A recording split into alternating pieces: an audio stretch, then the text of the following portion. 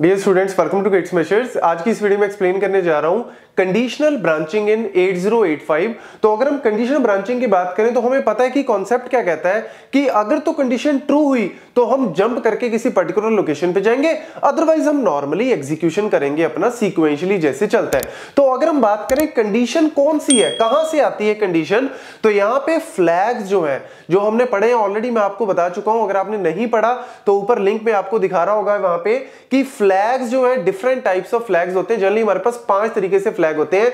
एक होता है हमारे पास जीरो फ्लैग, एक होता है कैरी फ्लैग, एक होता है पैरिटी, एक साइन और एक ऑक्सिलरी। अब इसमें से ऑक्सिलरी वाला जो है वो यूज नहीं होता, बट बाकी के चारों फ्लैग्स की कंडीशन के हिसाब से हम डिसाइड करते हैं कि जंप करना है या नहीं करना। तो बाकी के कौन से 4 बचे? Carry flag, zero flag, parity and sign. और यहां पे फिर वही बात है, 2 चीजें आ गई। यहां पे सबसे पहले क्या कहता है, जैसे फॉर एग्जांपल जेसी। जेसी का मतलब क्या है? Jump to the address. यहां पे हम लोग क्या देते हैं? जेसी और साथ में एड्रेस। जैसे मैंने एड्रेस दे दिया 2021, तो इसका मतलब क्या हो गया? जंप करो 2021 पे। लेकिन कब? हमें जैसे जेएमपी में अनकंडीशनल में तो वो जंप करेगा ही करेगा, लेकिन यहां पे कब करेगा? अगर मैं लिख दूं जेसी 2021, इसका मतलब क्या है? Jump to the address if carry flag is 1। मतलब अगर आपने ये लिख दिया और अगर आपने देखा कि कैरी फ्लैग की वैल्यू क्या है 1, तब तो ये जंप करेगा। लेकिन अगर कैरी फ्लैग की वैल्यू है 0 तो ये जंप नहीं करेगा, तब ये सीक्वेंशियली चलेगा। बस ये सिंपल सा कॉन्सेप्ट है। उसके बाद आपका आ जाता है भाई जेएनसी। ये क्या है? Jump to the address if the carry flag is 0। अगर 0 है तब जंप करना है, अगर 1 है तो जंप नहीं करना। और ऐसे ही आपके पास जेजेड, वो 0 फ्लैग के ऊपर आ जाता है। अगर 1 है तो जंप करो। ये कह रहा है कि अगर 0 है तब जंप करो। ये कह रहा है कि अगर मेरे पास पैरिटी फ्लैग इज 1, मतलब वही इवन पैरिटी है, नंबर ऑफ वंस अगर इवन है तब जंप करो, अगर नंबर ऑफ 1 ऑड है इसमें तब जंप करेंगे, अदरवाइज नहीं करेंगे। ये आ जाता है जी अगर आपका रिजल्ट माइनस में आ रहा है, मतलब साइन फ्लैग की वैल्यू 1 होती है तभी माइनस, तो तब जंप करना, अदरवाइज नहीं करना। और ये कहता है कि जब आपका रिजल्ट पॉजिटिव है, मतलब साइन वैल्यू की, जब साइन फ्लैग की वैल्यू 0 है तब जंप करो, अदरवाइज मत करो। ये सिंपल सा कॉन्सेप्ट है। और यहां पे अगर आपसे पूछ ले कि ये सारी इंस्ट्रक्शंस का साइज कितना है, तो ये सारी इंस्ट्रक्शंस का साइज है 3 बाइट। कैसे? ये देखो, ये सारी जो जेसी, जेएनसी, ये सारी एक्चुअल में ऑप कोड्स के अंदर डिफाइंड है। ये सारी जो है वो इंटेल 8085 का जो ऑप कोड शीट है उसके अंदर ऑलरेडी डिफाइंड है, और ये सारी 1 बाइट स्पेस लेती हैं, ठीक है, क्योंकि इनको हेक्साडेसिमल कोड दिया हुआ है 1 बाइट का, ठीक है। तो यहां पे 1 बाइट तो ये, लेकिन उसके साथ जो एड्रेस दे रहे हैं, हमें पता है कि एड्रेस जो है वो 8085 में जो मेमोरी है मेरी 16 बिट की एड्रेस बस है। मतलब एक एड्रेस अगर 16 बिट का है तो यानी 2 बाइट कह सकते हो आप। तो 1 बाइट ये स्पेस ले रहा, 2 ये ले रहा, तो टोटल जो है वो 3 बाइट जो है वो, ये सारी 3 बाइट स्पेस ही जो है वो मेमोरी के अंदर लेती है, ठीक है। अब यहाँ पे एग्जांपल के तौर पे, जैसे एक सिंपल से एग्जांपल मैं यहाँ पे आपको करवाता हूँ, ये सारे पॉइंट नोट कर लेना। लेट्स सपोज हमारे पास इस तरीके से आ जाए MBI, जैसे फॉर एग्जांपल मैं मूव इमीडिएट कर रहा हूं और यहां पे A05H, ठीक है, कुछ इस तरीके से मैंने दे दिया और यहां पे मेंशन कर दिया लूप। जनरली हमें पता है कि लूप, इफ एल्स, उन्हीं की स्टेटमेंट में हम लोग क्या करते हैं?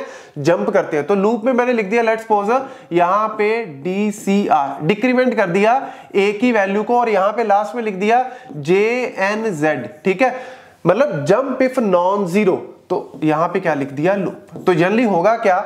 ये सिंपल सा एक यहाँ पे मैंने जो है वो इसमें लिखा है। अब ये असेंबली लेवल लैंग्वेज में आपको यहाँ पे मेंशन किया, तो सबसे पहले पता आपको ये इंस्ट्रक्शन एग्जीक्यूट होगी। तो इसका मतलब क्या है? मूव करो इमीडिएटली 05 वैल्यू A के अंदर। तो A क्या है मेरा? एक्यूमुलेटर, एक रजिस्टर एक्यूमुलेटर, उसके अंदर 05 वैल्यू, हेक्साडेसिमल वैल्यू है 05, वो आ गई, ठीक है। अब उसके बाद नेक्स्ट इंस्ट्रक्शन पे आएगा, तो इस इंस्ट्रक्शन में क्या है? लूप। जैसे ये वाली जो आप मेमोरी में डालोगे, तो मेमोरी में लेट्स सपोज 2001 लोकेशन में मेरी MBI आ गई, ठीक है, 2002 लोकेशन MBI A इसमें आ गई, 2002 में मेरा एड्रेस आ गया 05, ठीक है। तो पहले इसको एग्जीक्यूट किया, फिर इसको, तो इसको पता लग गया क्यूमुलेटर में ये वैल्यू डाल दो। उसके बाद गया है 2003 में, तो 2003 में क्या है? DCRA, और ये क्या है? एक तरह से लूप वैल्यू है। अब यहाँ पे होगा क्या? डिक्रीमेंट A की वैल्यू को क्या करेंगे? डिक्रीमेंट। तो ये कह रहा है अगर इसमें पूछ ले आपसे कि कितनी बार लूप एग्जीक्यूट होगा, तो देखो सबसे पहले लूप के अंदर गया, मतलब एक बार मेरा लूप जो है वो एग्जीक्यूट हो गया, एक बार लूप एग्जीक्यूट हो गया, अंदर गए, डिक्रीमेंट किया A की वैल्यू को, तो A की वैल्यू जो है वो 04 हो जाएगी, ठीक है, डिक्रीमेंट हो गई वैल्यू। डिक्रीमेंट होने के बाद ये गया JNZ। अब JNZ का मतलब क्या है? Jump if non zero. यहां पे अगर हम बात करें क्या वैल्यू मेरे आउटपुट जो है वो जीरो के बराबर आ रही है? नहीं, ये वैल्यू जो है वो जीरो के बराबर नहीं आ रही। तो यहां पे एक तरह से जो जीरो फ्लैग होगा वो जीरो फ्लैग जो है वो 1 कब होता है? जब आंसर जीरो आता है। लेकिन यहाँ पे आंसर जीरो तो नहीं है, तो यानी मेरा ये flag zero.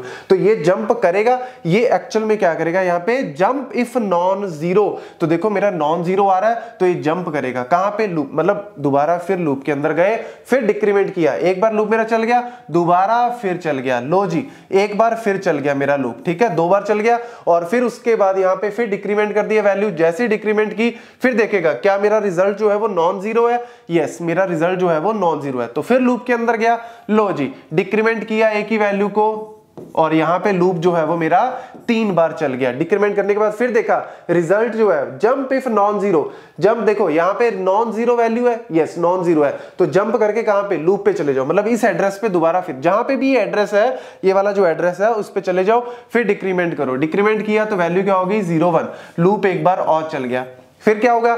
Jump if non zero. तो देखो वैल्यू क्या है? Non zero. अभी भी जीरो नहीं हुई, वैल्यू क्या है? Non zero. अभी भी जो मेरा जीरो फ्लैग है वो जीरो ही दिखा रहा है। तो फिर जंप करेगा, फिर डिक्रीमेंट किया, डिक्रीमेंट कर दिया, यहां पे लूप एक बार और चल गया और डिक्रीमेंट कर दी, वैल्यू क्या होगी? 0। अब देखो जी नीचे आएगा, ये स्टेटमेंट ने तो डिक्रीमेंट कर दी, लूप 5 बार चल गया, अभी लूप के अंदर ही है, जे एंड जेड लूप, मतलब जंप इफ नॉन जीरो। तो वैल्यू क्या है? नॉन जीरो है? नहीं, अब वैल्यू मेरी 0 के बराबर है। तो यहां पे जो मेरा जेड फ्लैग है, जो जीरो फ्लैग है, वो 1 हो जाएगा। 1 हो गया तो ये ट्रू नहीं हुआ, मतलब ये एक तरह से यहाँ पे jump if non zero, but ये तो 0 हो गया, तो यानी ये लूप से बाहर चला जाएगा, लूप से बाहर आ जाएगा। तो देखो लो आपका लूप जो है वो कितनी बार एग्जीक्यूट हुआ? 5 टाइम्स आपका लूप जो है वो एग्जीक्यूट हुआ। तो इस तरीके से जो हम नॉर्मल जैसे सी प्रोग्रामिंग में करते हैं, कॉन्सेप्ट वही है, लेकिन असेंबली लेवल लैंग्वेज में किस तरीके से एग्जीक्यूट होती है वो अब आपको पता लग गया। Thank you.